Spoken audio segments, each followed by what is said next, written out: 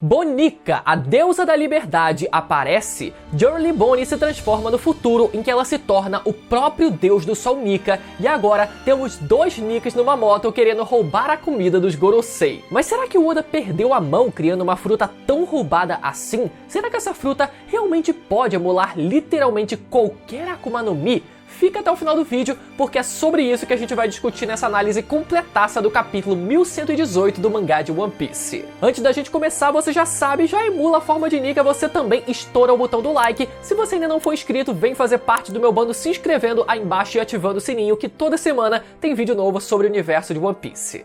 Começamos o capítulo vendo o robô do Reino Antigo sendo arremessado pelos Gorosei em direção ao mar, esmagando e destruindo uma cacetada de navio da marinha. Capítulo passado, eu falei da minha decepção com esse robô inútil, mas eu vi algumas pessoas levantarem alguns pontos interessantes. Primeiro, de fato não tinha como o robô fazer nada naquele momento, já que o Luffy havia saído da sua forma de Nika e, portanto, o robô voltou a ficar desativado. Mas agora, como vimos no final desse capítulo, Luffy voltou a entrar na forma de Nika, então essa é a última chance do robô fazer alguma coisa que preste. E segundo, galera, o fato desse robô ter sido jogado no oceano talvez não tenha sido coincidência, já que esse robô do século perdido foi usado como base para aquele outro robô criado pelo Vegapunk que vemos logo no começo do arco, o Vega Force, vocês lembram dele? Que lutava justamente debaixo do oceano. Então pode ser que o robô do Reino Antigo também consiga, vai saber. E aproveitando que a gente falou dessa característica do robô só ser ativado através dos tambores da libertação, que é basicamente as batidas do coração de Nika, eu queria lembrar vocês mais uma vez uma pedrada que eu já soltei aqui no canal, mas que vale a pena a gente relembrar de novo aqui nesse vídeo. Esse é o momento cravada do vídeo, se liga só. Sabemos que 200 anos atrás esse robô surgiu de repente do nada e atacou Marijoa, mas acabou ficando sem energia antes que pudesse causar qualquer dano à Terra Sagrada. O que eu acredito é que esse robô estivesse lutando durante a Grande Guerra que aconteceu durante o Século Perdido, mas foi enviado 600 anos no futuro a partir dos poderes da Toki, a ex-esposa de Kozuki Oden, que sabemos que viveu durante o Século Perdido. Essa hipótese explicaria todas as pontas soltas deixadas por esse incidente. Pensa só comigo, o fato do robô ter aparecido de repente e do nada em Marijoa poderia ser explicado por ele ter sido enviado do passado e literalmente surgido do nada depois de viajar para o futuro. Além disso, o fato do robô ter ficado sem energia significa que, durante o Século Perdido, esse robô estaria lutando ao lado do primeiro Joy Boy e estivesse sendo alimentado pelas batidas do seu coração.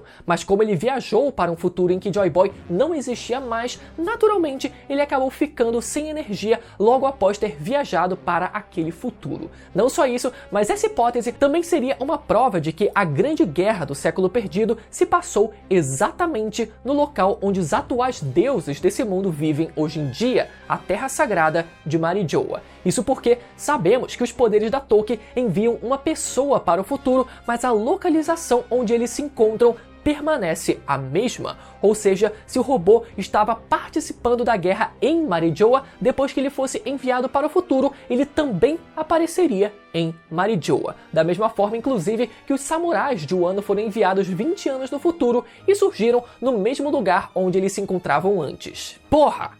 Me diz se o Oda não é gênio depois dessa, galera. E mais, gente, esse lance do robô viajando para o futuro casa até com a temática dos poderes da Bonnie, outra personagem relevante desse arco que também envolve essa questão de futuros distorcidos e tal, e até com a forma como o robô parecia confuso nesse capítulo. Não sei se vocês repararam, dizendo que Joy Boy estava bem aqui, onde é que Joy Boy foi, como se ele tivesse realmente perdido a noção do tempo mesmo. Enfim, mas digam aí nos comentários o que vocês acham dessa ideia. De qualquer forma, voltando ao capítulo, vemos que a transmissão do Vegapunk volta a acontecer, mas só por uma fração de segundos, e a única coisa que podemos ouvir foi, abre aspas, e o nome deles era... Vamos lá!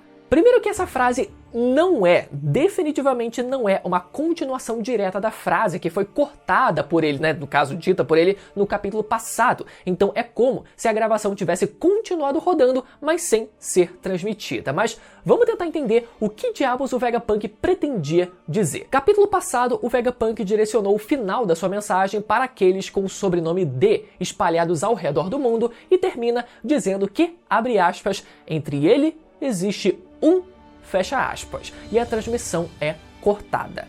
Se fosse para eu dar um palpite, galera, eu acho que faz sentido a gente pensar que o Vegapunk pretendia dizer que entre os D existe um novo Joy Boy, ou quem sabe um segundo Joy Boy diferente daquele que foi o protagonista na história do século perdido, segundo o próprio Vegapunk menciona durante essa transmissão.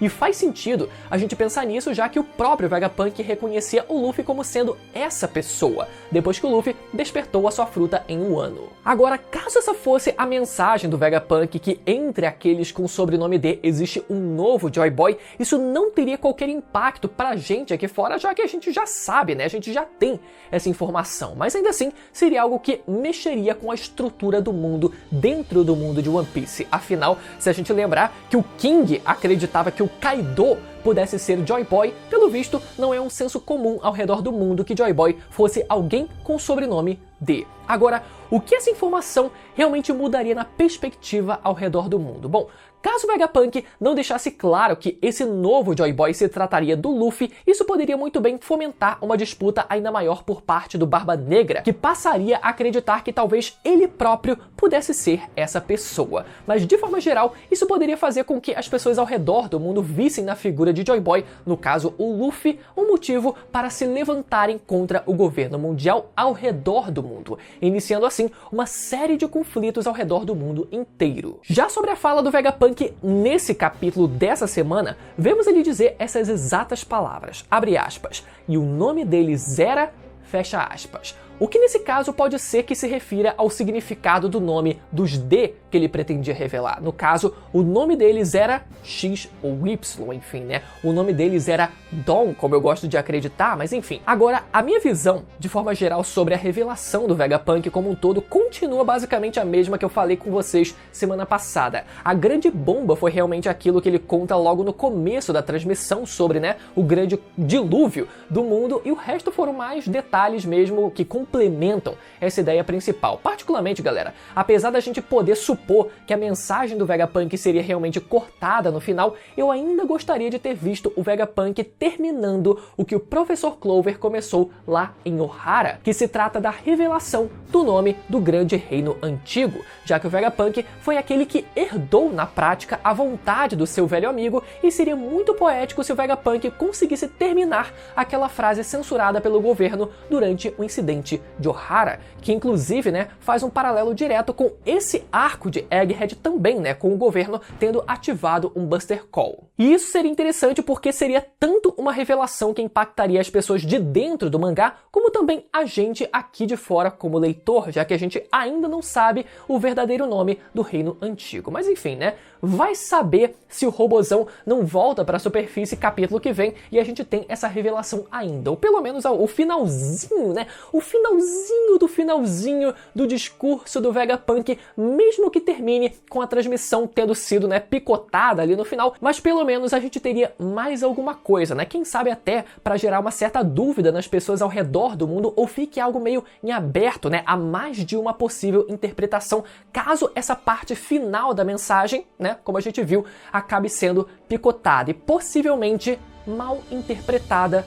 também. Pode ser que a mensagem seja dada, chegue às pessoas, né, o final dessa mensagem consiga chegar às pessoas, mas fique um pouco confuso, né? O significado dela fica um pouco confuso. Seguindo então o capítulo, vemos o Luffy chegando até o navio dos gigantes e o Gorosei Marcus Mars atirando fogo em direção aos gigantes, que conseguem defender a galera, apesar de ficarem torrados depois, né? E o fogo começa a se espalhar pelo navio. Daí os gigantes começam a se preocupar para que o fogo não chegue até as velas, e aí eu te pergunto, por que diabos o Gorosei ele não ateou fogo direto nas velas? Ou, por exemplo, no casco do navio logo depois pra garantir que o navio afundasse, sabe? Tipo, ele atirou pela primeira vez ali em direção aos gigantes, viu que não foi o suficiente, então por que não logo depois ele não atirou direto no navio, né? Em direção ali por baixo, direto nas velas ou qualquer coisa. Parece que teve aquele pequeno intervalo de tempo onde ele só ficou esperando a coisa acontecer até finalmente chegarmos no clímax desse capítulo. De qualquer forma, a única chance que o Gorosei tinha acabou agora que Luffy voltou à sua forma de Nika